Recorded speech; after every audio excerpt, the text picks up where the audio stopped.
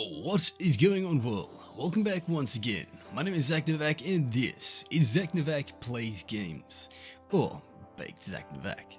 In today's video, we actually have some, pretty cool information regarding Solstice of Heroes. We did actually see the trailer a few hours ago and, at this point in time, a few hours will actually pass and it'll probably be actually live. So, before that, hopefully the video does kind of go up, but until then, let's roll the intros, get straight into it, and I do hope you enjoy.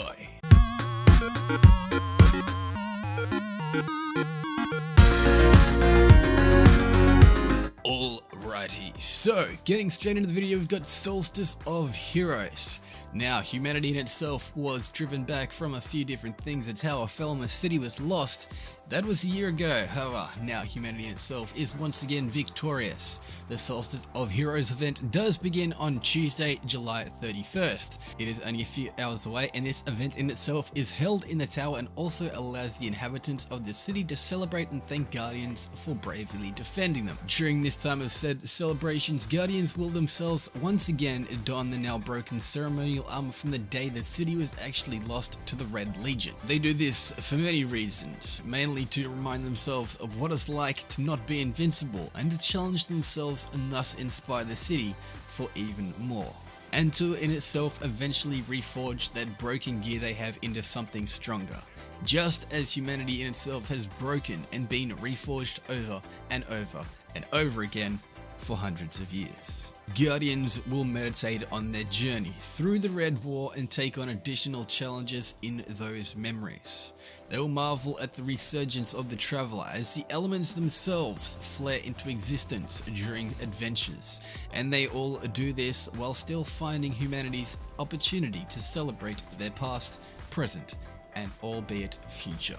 Now, Ikora is the tower's respected representative for the Solstice Heroes event. She and herself will direct other guardians to the center of the tower where the city has erected a statue of heroes as the focal point for the event. The statue in itself will track your moments of triumph, progress, and grant you the Solstice of Heroes event armor that you'll be upgrading. Now, with said armor, there is going to be a few unique objectives to actually access with the Solstice of Heroes. Before we actually talk about all that, people have to actually kind of, get in mind you have to complete your armor set, and here in itself is a quick explanation of the elemental orbs and redux missions. Now, participating in the Solstice of Heroes is actually the only way for you to earn 400 light level armor before the Forsaken is actually released. But thanks to some data mining, people in themselves have actually got a great idea of what players will actually need to upgrade their armor over the next month. This guide in itself will actually teach you on how to prepare and probably how to get ready for the Forsaken style of the future and how to actually reach 405 before said event finishes.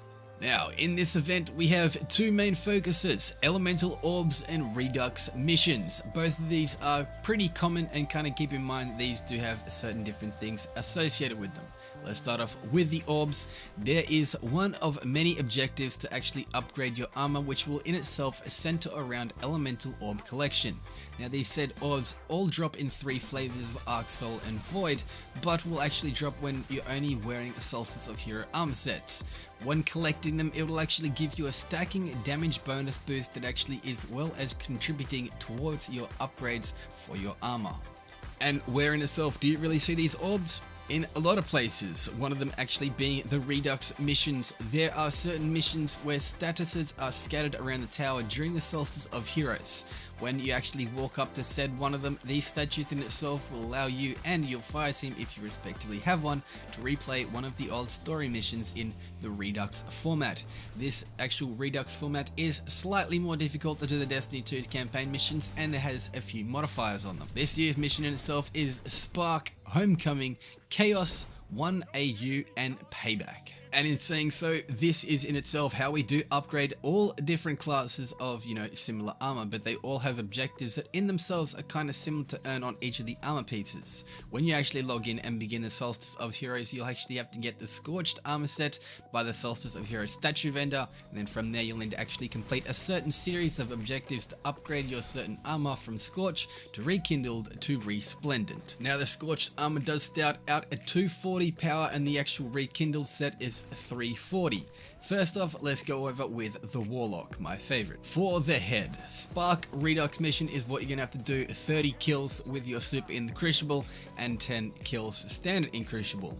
For the arms or gauntlets, Homecoming Redux mission in itself is what you're gonna have to complete: get 90 orbs in the strikes and complete a meditation with Ikora Ray. For the chest, Redux mission is in itself chosen. You're gonna have to complete 150 solar orbs and complete 10 heroic public events.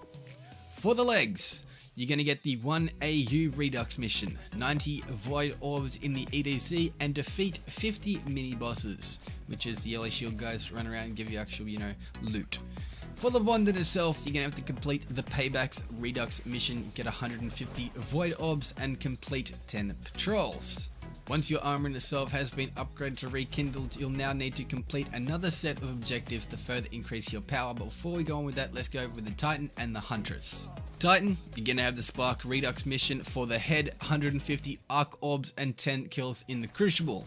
For the arms/gauntlets, you're going to have to complete the Homecoming mission, 90 solar orbs in strikes, and complete the meditation with Ikora Ray. For the chest, Chosen Redux mission is your actual mission, 90 Void Orbs in the EDZ, and complete 10 heroic public events. For the legs, 1 AU Redux mission is your actual goal: get 30 kills with your super in the Crucible and defeat 50 mini bosses. For the mark, you're going to have to complete the Payback Redux mission, 150 orbs of light, and complete 10 patrols. And finally, moving on to the Hunter or Huntress, we got the head: complete the Spark Redux mission, 90 solar orbs in the EDZ, 10 orbs in the Crucible. For arms/gauntlets, Homecoming Redux mission, 150 Arc Orbs, complete the meditation with Ikora Ray.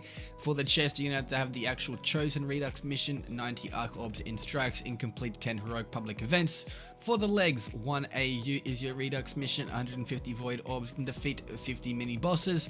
And for the cloak, you're gonna have to complete the Payback Redux mission, get 30 kills with your super in the Crucible, and complete 10 patrols. Once armor in itself has been upgraded, here's what you're going to actually have to do on each class to upgrade your Rekindled, which is 340 power, to your Resplendent set, which is 400. Much like the first one, it is kind of the same. Hunter or Huntress is what we're starting out with. Head, you're going to have to actually complete the Chosen Redux mission, 160 Void Energy Weapon kills, and complete the Nightfall. For the arms, you're going to complete the Payback Redux mission, 120 Void Grenade kills, and complete 3 heroic strikes. For the chest, you get 1 AU as the Redux mission, 80 solar power weapon kills, win 5 non-private crucial matches. And with the legs, you got the Spark Redux mission, 60 solar melee kills, and complete 10 adventures. For the cloak, you've got Homecoming Redux mission, 200 arc super kills, and complete 20 challenges. For the Warlock, we've got the head. Chosen is the Redux mission, 160 void weapon kills, and complete the Nightfall. For the arms, Payback is the Redux mission, 160 of melee kills, complete 3 heroic strikes in itself. For the chest, you've got the 1 AU Redux mission, 120 solar grenade kills, and win 5 non-private crucible matches.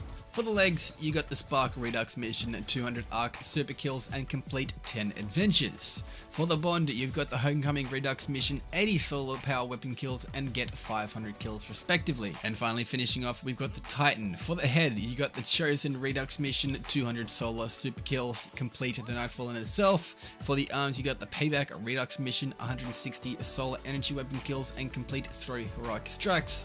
For the chest, you've got 1 AU as the Redux mission, 120 grenade kills, win 5 non-private crucial matches. For the legs, Spark Redux mission, 60 void melee kills, complete 10 adventures. And for the mark, Homecoming Redux mission, 80 arc power weapon kills, and get 500 kills in itself respectively. And again, once more, after you've upgraded this armor, which is the Resplendent set, you can actually upgrade it to the Masterwork Resplendent set. So all it is really the Masterwork on top of itself, but it is actually still pretty cool. Starting things out, once again, with the Warlock. For the head, you have to complete the Prestige Nightfall within the point threshold, which is noted on each strike emblem.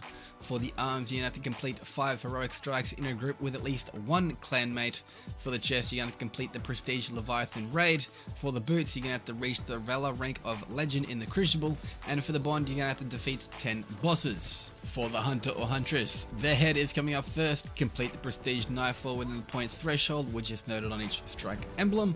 get the arms after you complete 5 heroic strikes in a group with at least 1 clanmate. For the chest, you're going to have to complete the Prestige Leviathan raid. For the legs, you're going to have to reach the Valor rank of Legend in the Crucible, and for the cloak, you have to defeat 10 bosses. And respectively, finally we also have the Titan with the head. Once again, complete the Prestige Nightfall within the point threshold, which is noted on each strike emblem.